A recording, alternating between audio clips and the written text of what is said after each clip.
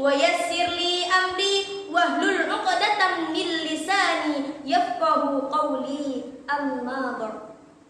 Kaum muslimin, kaum muslimat, hadirin wal hadirat rahimakumullah. Setiap manusia sudah pasti memiliki orang tua. Tidak satupun manusia yang lahir tanpa kedua orang tua. Maka dari inilah izinkan saya untuk menyampaikan tausiah yang berjudul Birrul Walidain, berbakti kepada kedua orang tua. Hadirin wal hadirat rahimakumullah.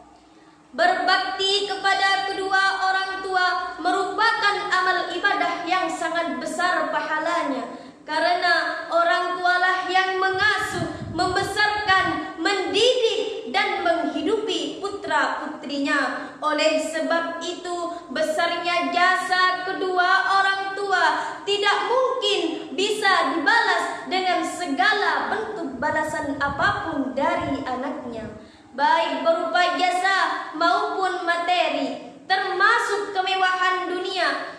Mengingat begitu besarnya jasa kedua orang tua terhadap anaknya, maka wajib hukumnya bagi seorang anak untuk menghormati kedua orang tuanya.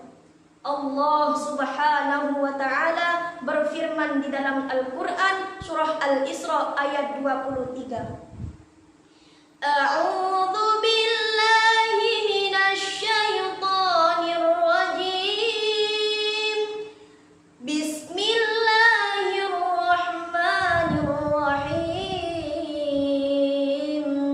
Fala taqul lahumā uffin wa la tanharhumā wa qul lahumā qawlan karimā. Dan janganlah kamu berkata kepada kedua orang tuamu, dan jangan pula kamu bentak keduanya, tetapi berkatalah kepadanya dengan perkataan yang sopan. Rasulullah menjelaskan di dalam sebuah hadis yang berbunyi, Ridallahi fi ridal walidain wa sukhtullahi fi sukhtil walidain. Ridho Allah disebabkan keridhaan kedua orang tua. Begitu juga kebencian Allah disebabkan kebencian kedua orang tua. Hadirin wal hadirat rahimakumullah. Alangkah lebih baik jika kita memahami arti pentingnya berbakti kepada kedua orang tua. Karena berbakti kepada kedua orang tua merupakan amal ibadah yang sholih yang paling mulia. Bahkan disebutkan berkali-kali di dalam Al-Quran surah An-Nisa ayat 36. A'udzu billahi minasy syaithanir rajim. Bismillahirrahmanirrahim.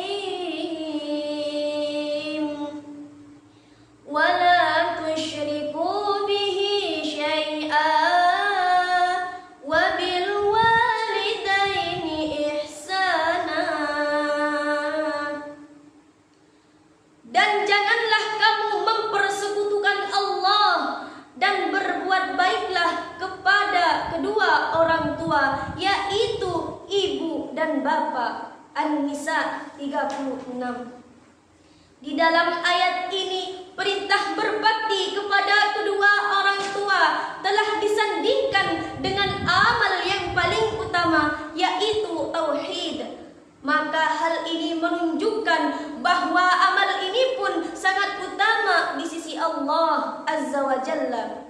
Begitu besarnya martabat mereka dipandang dari kacamata syariat Islam. Nabi besar Muhammad Rasulullah sallallahu alaihi wasallam mengutamakan bakti mereka atas jihad fi sabilillah.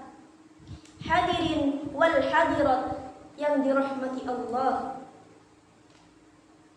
marilah kita sedikit merenung bagaimana lelahnya seorang ibu ketika mengandung, kemana-mana harus membawa beban yang berat di perutnya. Kemudian ibu kita mempertaruhkan nyawa dengan linangan air mata dan cucuran darah. Saat bayi, kita sering mengganggu waktu tidur orang tua dengan menangis di tengah malam karena mengompol, kehausan, dan lain-lain. Tetapi ketika kita sudah besar, membantah kata-kata orang tua, bahkan melawan apa yang orang tua katakan, betapa sedihnya mereka. Orang tua tidak menginginkan kita membayar apa saja yang telah mereka berikan, walaupun dibayar dengan dunia dan isinya sekalipun. Namun ketaatan kita kepada Allah Subhanahu wa Ta'ala dan juga kepada kedua orang tua telah membayar segala keletihan mereka. Hadirin wal hadirat rahimakumullah. Dari uraian di atas dapat kami petik kesimpulan bahwa berbakti kepada kedua orang tua merupakan kewajiban yang harus kita lakukan setelah kepada Allah Subhanahu wa Ta'ala. Dan apabila orang tua kita ridho, maka Allah Subhanahu wa Ta'ala akan ridho kepada kita dan akan memasukkan kita ke dalam surga. Maka dari itu kami menghimbau kepada para hadirin agar mulai sekarang selalu berbuat baik kepada kedua orang tua, terutama kepada ibu kita. Karena Rasulullah sallallahu alaihi wasallam bersabda, "Al-jannatu tahta aqdamil ummahat." Surga itu ada di bawah telapak kaki ibu. Hadirin wal hadirat rahimakumullah. Demikianlah yang dapat saya sampaikan, kurang dan lebihnya mohon disempurnakan. Saya akhiri dengan sebuah pantun.